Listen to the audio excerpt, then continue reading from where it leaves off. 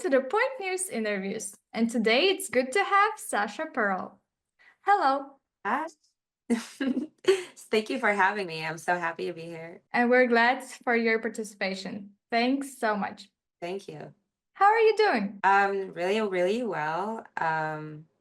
It's a beautiful sunny day. So yeah. What about you? I'm doing great. I'm really glad to see you on our podcast. Thank you for having me. I'm so happy to come here and answer some questions. As I know, you came from Egypt. Uh, Yes.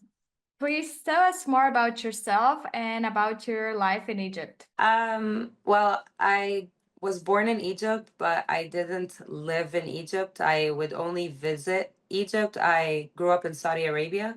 That's where like okay, so when I was 5 years old, I did go to a couple of years in school, so I don't remember much, other than just, kid stuff. But in Saudi Arabia, that's where I went to school, and I would just go to Egypt for the summertime. So it's kind of fun going to Egypt because it was more free. Like in Saudi Arabia, I had to cover up. In Egypt, I could just wear normal clothes, so it was kind of like a nice breather. I witnessed a lot of poverty in Egypt that I didn't witness in Saudi Arabia, because Saudi Arabia is a rich oil country. So there's no homeless situation, there's no dirty roads. So it's very, very rich. And then when I went to Egypt, we still have villages and little towns, and people using carriages and horses to get around and things like that. So you can just see the difference in like wealth right away. So I was very conscious of that as a very young age because of visiting Egypt and living in Saudi. But yeah, but Egypt is fun. It has its ups and downs, like you love it at the end of the day. So yeah. So, how long are you living in the US? 15 years now. Yeah, 15. Yeah, six going on 16 years. How's it that for you? Is it well? It's the best. I've ever since I've been a teenager, I've been dreaming of coming to the US. Like I would see like, on their TVs and on their just that they're more free, they're more like the culture all comes out of there, and it just takes over the world. There's McDonald's everywhere, there's something about the idea of total market freedom and total personal freedom that attracts everybody from all over the world. They're like, this must be fun. So I was as a teenager, you're very impressionable, so just the American dream was something that I and also I lived in a country where I had to cover, and I didn't get to like wear makeup when I wanted to. I couldn't get my nails done. So I'd always see all these girls and I'm like, oh, that's so pretty. I wish I could do that. So it was like, and when I came to the US, like I achieved just that. So I was so happy. I was like, oh, it's true. So I love it here. I think the way I live my life here would be frowned upon in so many countries. Like you can't, and I'm grateful for it. Like, and I wish that one day we can have that all over the world. Just be a utopia. Does your family moved with you to the US? uh, After, like, they have like some of them have residencies, and but like they still have attachments back home, so they're like back and forth. But they did move after me, like recently, I would say, like 4 years ago. So yeah, and so I helped them obviously, like get their paperwork and everything situated. So So they're yeah. happy as well that they moved. uh they did not decide for it to be their permanent like spot, but obviously they're like retirement age, so they're like enjoying traveling the country, and just not really. I per se right now don't speak to them, so I don't know it's how happy or not, but last I know, they were happy. So I mean, I hope they are still happy. Other than about what I do. But yeah. Speaking about your job, job in the adult Uh, industry, was your how was it? Was your choice forced? so I grew up in a country where there's so much sexual repression, and I had to cover up from a young age. And I had a lot of, you know, that in Egypt, I don't know how it is right now, but up till like 2008, the percentage of sexual assault and sexual harassment is like in the 90%. Like that's very high. That's like I was subjected to a lot of bad things at like really young age. So I already came from, and also the mentality like back in the Middle East, a woman doesn't, I mean, we can work if we want to, but the general society believes that a woman should be taken care of. So you kind of don't have a right to go and do like anything that happens to you is against your will. You know, you don't usually pick who you marry. You don't. So it's very like I was very repressed. So I came to this country and, you know, like I found out about strip clubs. I'm like, okay, so you can dance and you can be butt ass naked and nobody touches you. Like a man doesn't have the right to go up and grab you. Like that concept was very new to me because I came from a world I'm covered up and I still get groped. So when I come to a country where I can be naked and nobody's touching me, that was very, very like mind opening. So it felt very empowering that I can shake my goods in front of a guy, take his money, and he just claps for me.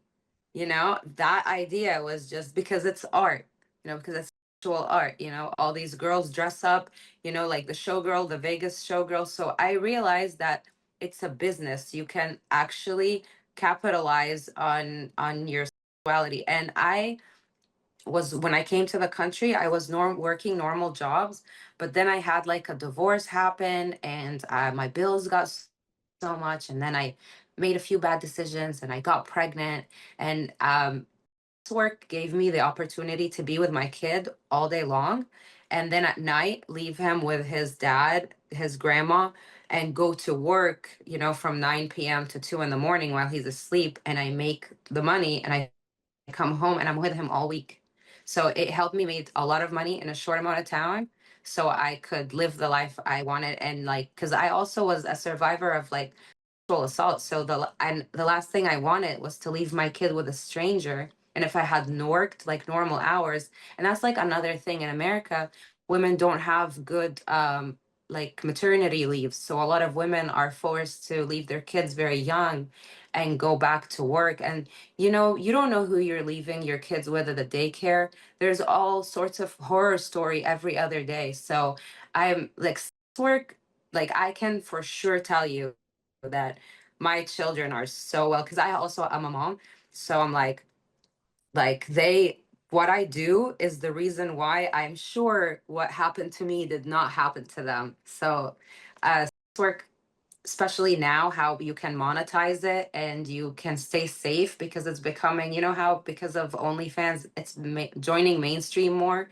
So like how with drugs, you know, when you legalize it, you take away the crime factor out of it. So I feel same with work. The more you destigmatize it and you regulate it and you make it a legit business, then it will take away all the people that prey on people and, you know, pimps and like all this stuff. So, you know, in a more progressive society, you know. No judgment here. So, there's a question that I'm interested in. I want to hear your opinion.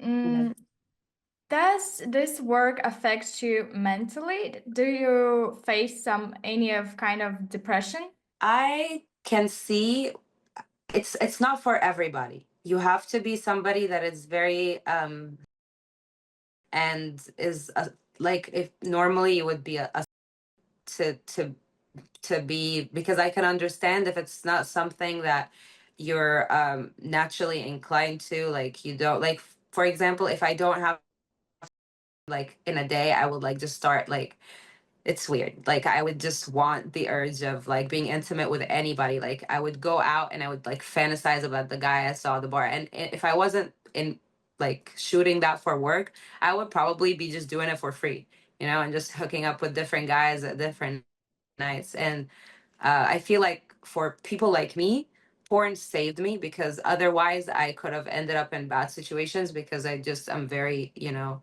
overtly sexual in like my social you know how my interaction with like guys especially. So I feel like porn kind of helped me like focus that energy and make it about work, so I get my release, and I'm monetizing it. But for somebody else, I can see if that's not your nature, how it could be very depressing.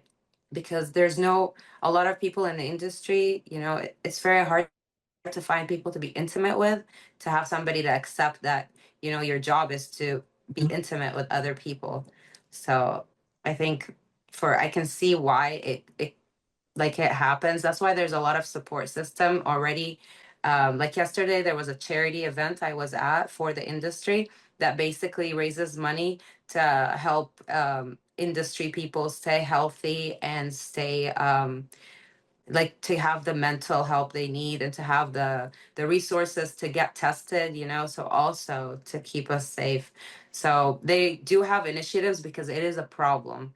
But like for me, I'm just somebody and I think it's because I've been repressed. I think it's because maybe I lived in a country where I wasn't like my dream, like as like a teenager, when you're like having like just I don't know, I like clothes and stuff, and fashion was something I loved. So I would see it on the TV, but I cannot live it.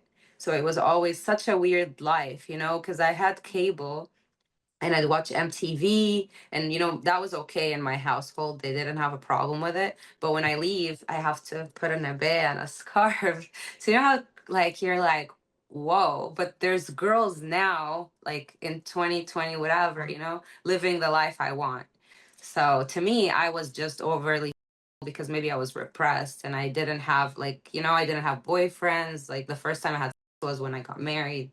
So for me, I think that just made me just want to everything that moves, and made it that now I was depressed before I joined, or before I in the dancing, it was a give and take, just because when you're dealing with the public can be rude. Like I meet a lot of guys at the club that used to tell me, oh, why don't you just get married and find somebody that saves you from this? Like you'll have people talking to you very negatively, and that would take a toll on me. And yeah, that kind of got me down.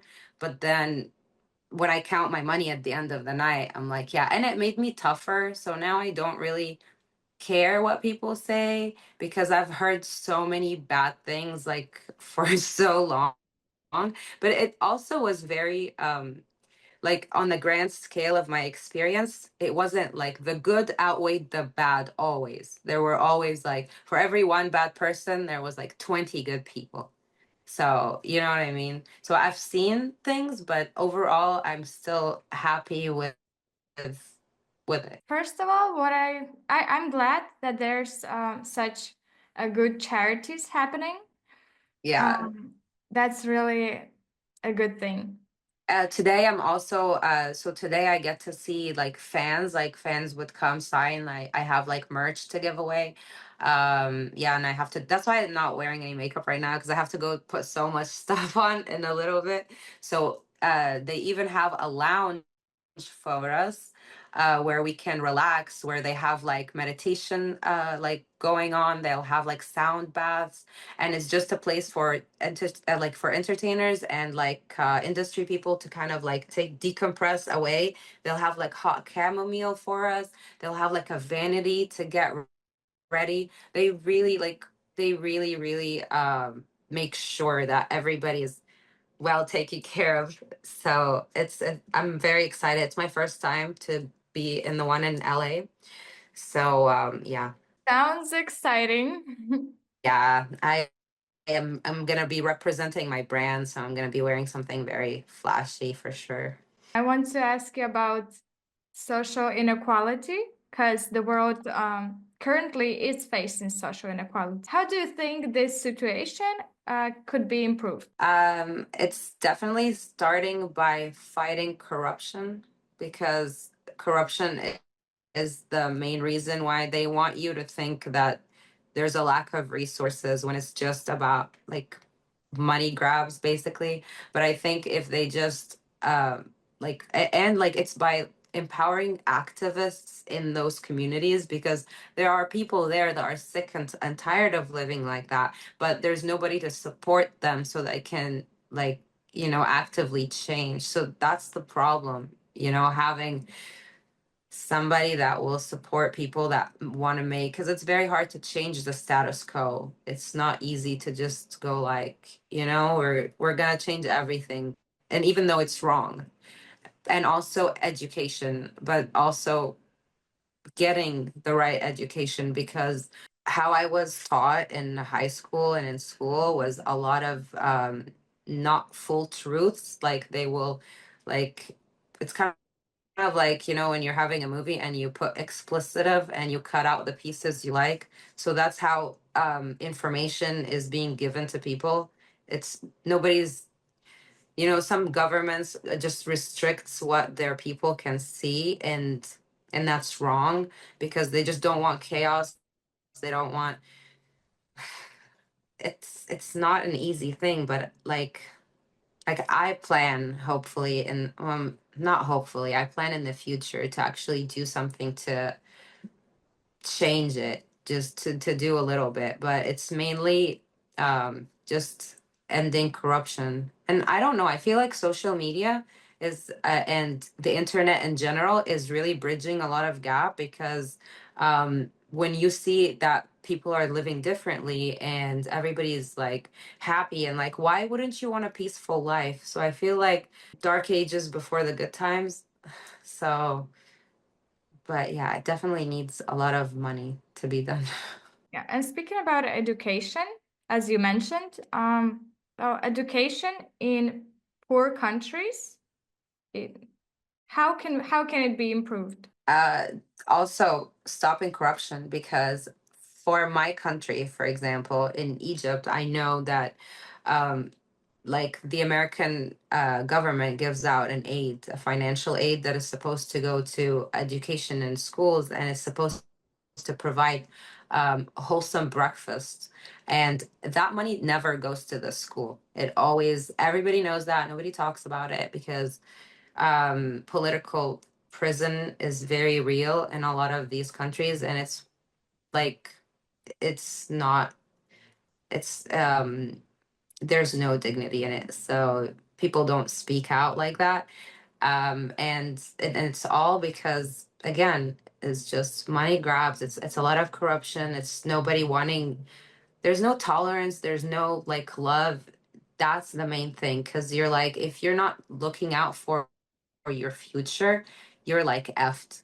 And your children, like the classrooms are crammed, they don't have laws. And I'm not attacking per se, but I'm just saying that's why you need to help activists, because there's a lot of people in the country that are living like that. They don't want their children to be going like that, because you know why? Because they're on TikTok seeing how people are living on the other world. So when you're seeing other things, you're like, okay, now I can imagine a better future. Why aren't we having that? And I think free market is a huge thing, when you allow people to have a way of making money um, without having an authoritative figure allowing it or not, and they have that financial power, then they do better for themselves. Like a lot of the profit sharing from big companies like Instagram, Facebook, TikTok, Twitter, all that are giving a lot of people in a lot of different countries access to money for the first time, to get cars and have more like purchasing power. So I feel like definitely free market. And like if you look at for example, a license, to get a business license in America, 24 hours. You just go on the internet, do it, it's done.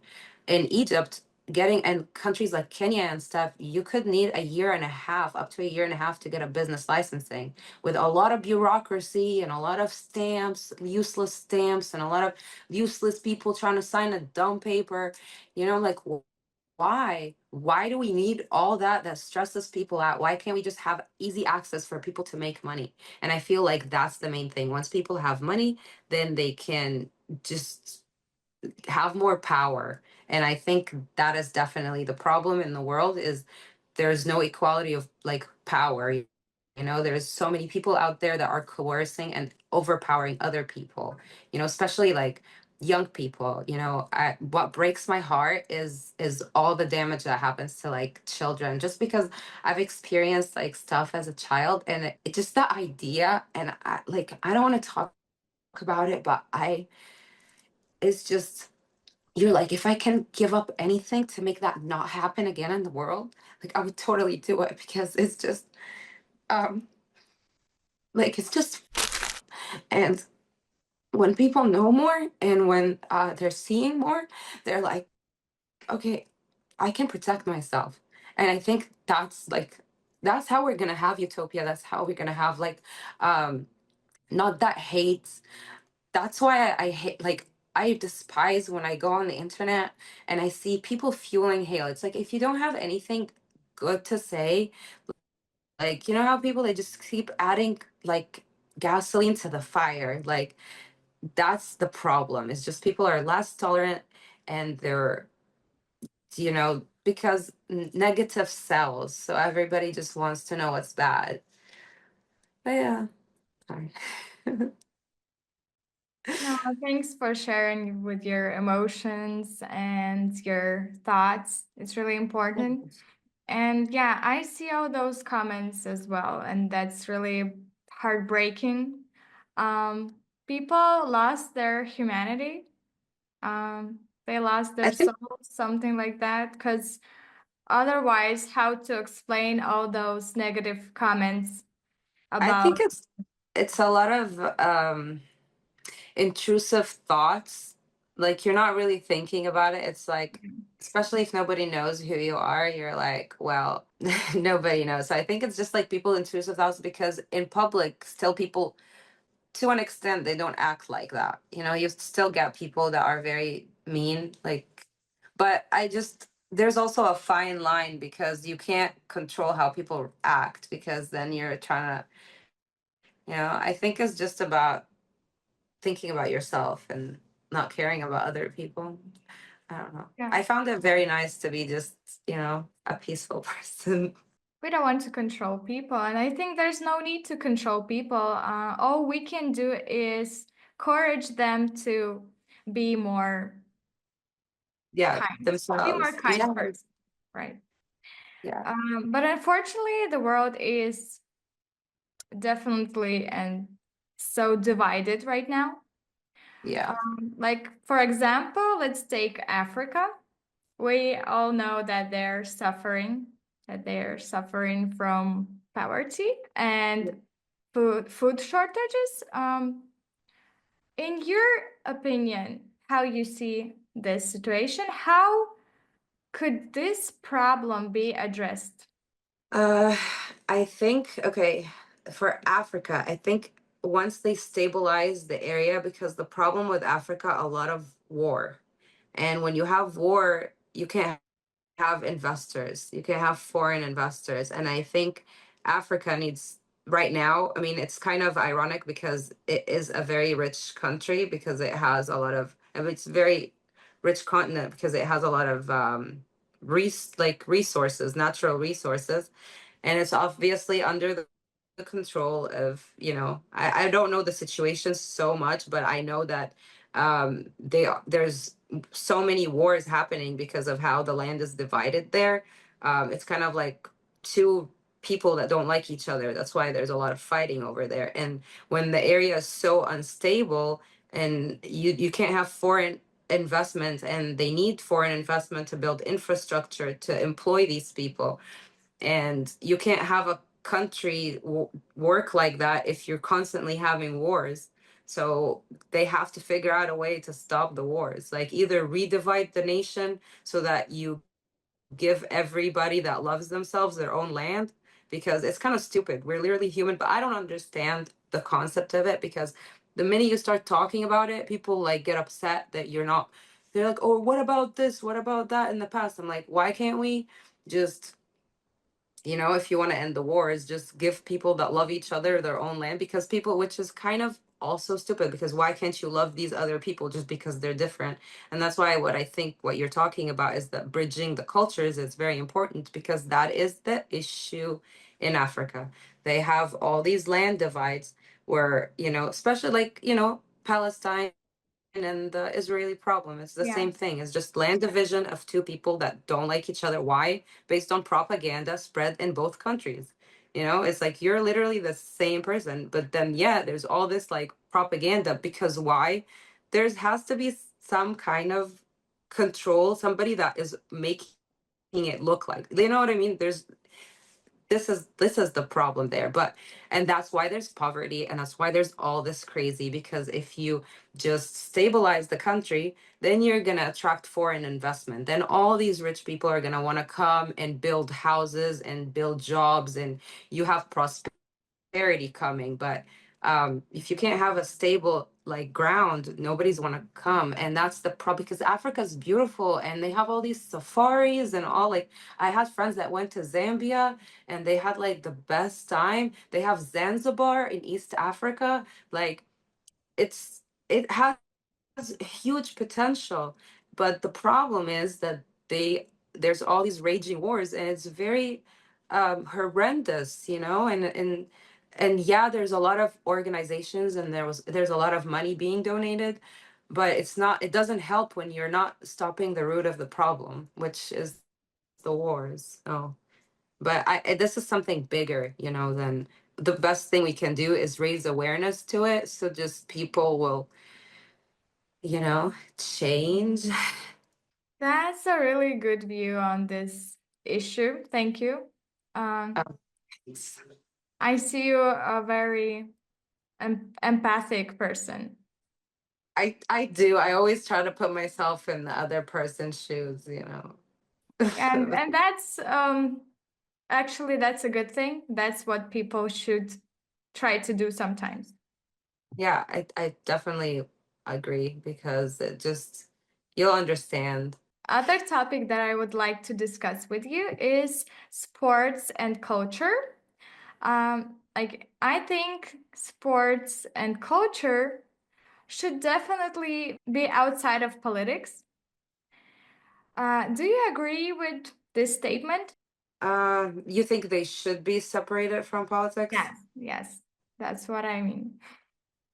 Yeah, I don't think so.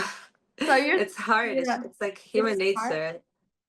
It's human nature. Like, it's just, I mean, maybe in like 1,000 years when we get to a point, because eventually Earth will get to the point where we're all going to be like one, having the same experience, because we're going to be moving on to something better. I can't even fathom it, because it's very futuristic, but I'm thinking at the moment politics and sports has to be political, because it's the way where you're engaging with people and you're fighting these bad things, like, when people like attack and you have one person saying all these horrible things, and then you're like, no, it's not like that. So you have more awareness, you're not shutting the person down, but you're giving them an outlet. Because I understand when people say, like, I even tried to make my art like not about politics, but there came a point where, I would see people with huge followings saying like bad things about, like, just fueling hate. Like, you don't understand the problem, and you're just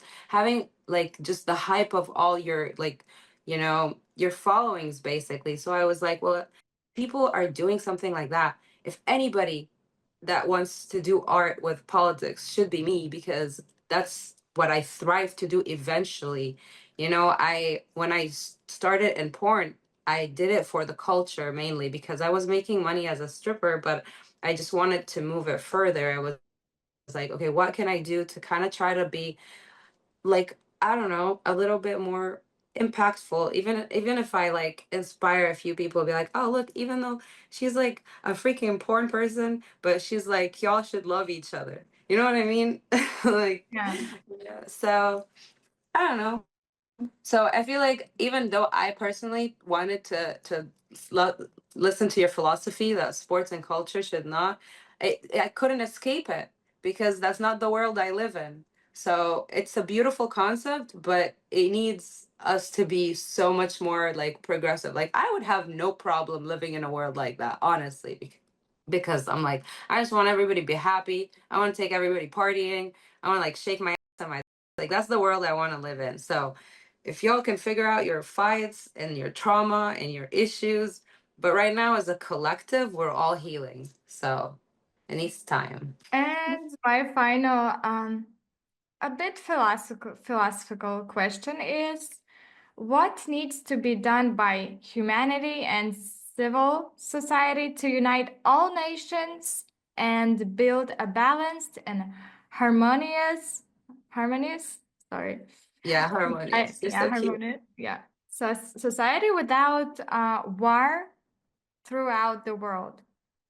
I think really what people like you doing exactly what you're doing, just talking to different people, having people like realize it's not what it seems. Just it's going to take a long time, I feel, to achieve from where we are right now, but at least we're in the beginning, because when you are on foot and you're in, the internet is such a wild place. That's why I don't, it's not a perspective of real life. But when you go out in your real life and you're like, okay, there's a lot of other people that want things to change, that really don't think that way, that is not, that want to be more civilized. And just the more that we can do is just spread awareness. That's why I started like a YouTube channel, to just, show people that I'm just a normal person that just ended up doing this.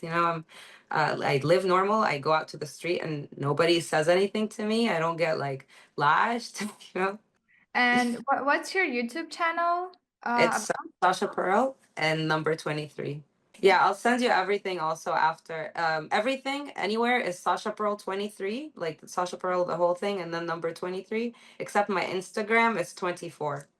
But because my other 23 one got shut down. All right.